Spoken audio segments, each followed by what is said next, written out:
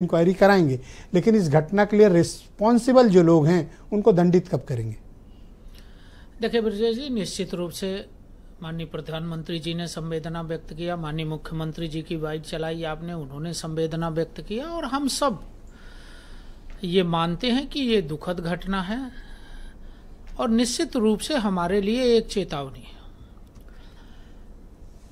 दुखद घटना हुई है, हम सब उस मृत परिवारों के प्रति संवेदना, घायलों के प्रति संवेदना और उनके उपचार चल रहे हैं। मेला प्रशासन ने बड़े विस्तार से घटना के बारे में बताया है और निश्चित रूप से ये पवित्र स्नान था हमारा मौनी अमावस्या का।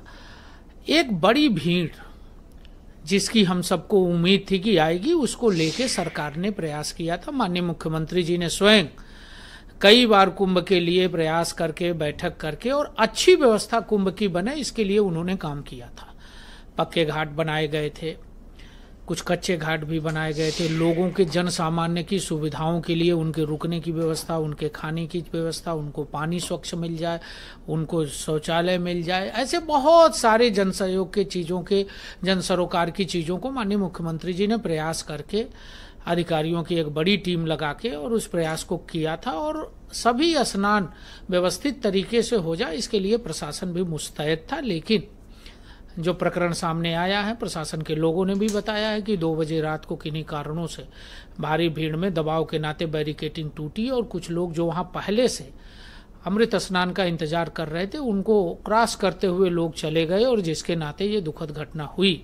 निश्चित रूप से हम सब के लिए ये दुखद है ब्रजेश जी, लेकिन इतना जरूर है कि माननीय मुख्यमंत्री जी ने अपने संबोधन में भी कहा है कि जो घायल हैं उनका उपचार चल रहा है, जिनकी मौत हुई है 30 लोगों की, उनके लिए संवेदना व्यक्त किया है और हम सब इस दुख की घड़ी में उन परिवारों के साथ हैं।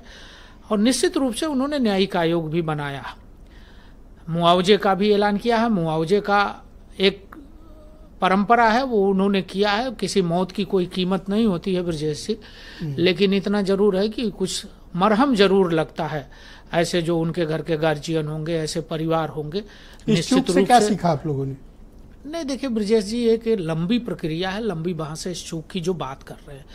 देखिए, आप प्रयाग के बारे में जब जानेंगे, कुंभ के बारे में जानेंगे, सनातन के बारे में विचार करेंगे, तो मैं किसी सरकार की आलोचना नहीं करता।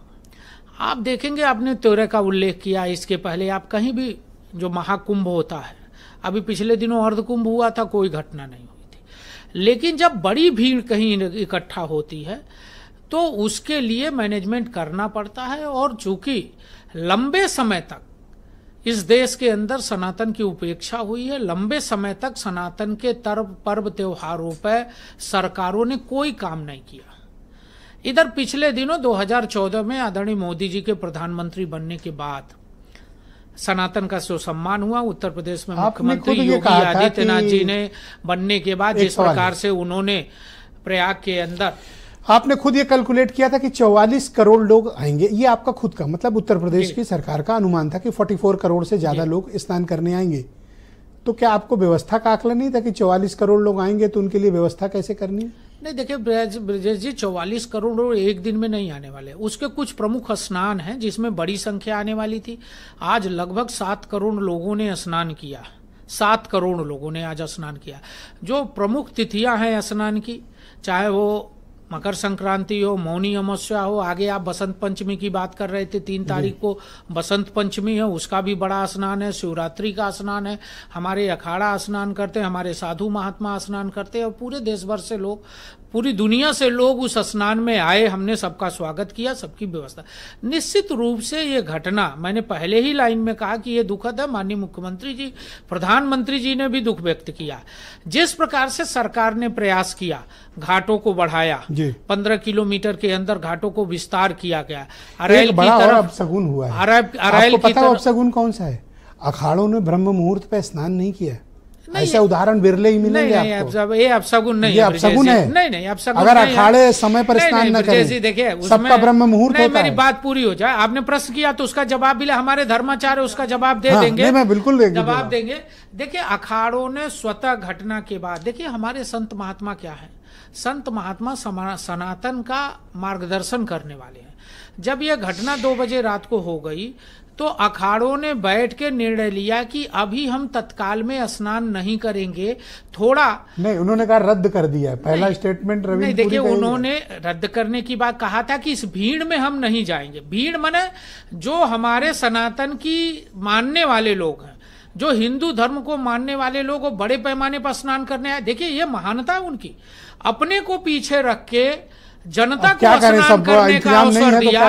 ये कोई सबका आप शकुन नहीं है ब्रजेश जी, ये मैं इस पर मेरी अगर नहा नहीं पाए हैं ब्रह्म मुहूर्त में, अब शकुन नहीं, संत महात्माओं ने अपने को पीछे करके एक बड़ा उदाहरण दिया है कि जनता को हमने प्राथमिकता दी है कि पहले वो स्नान करें फिर हम स्नान करेंगे।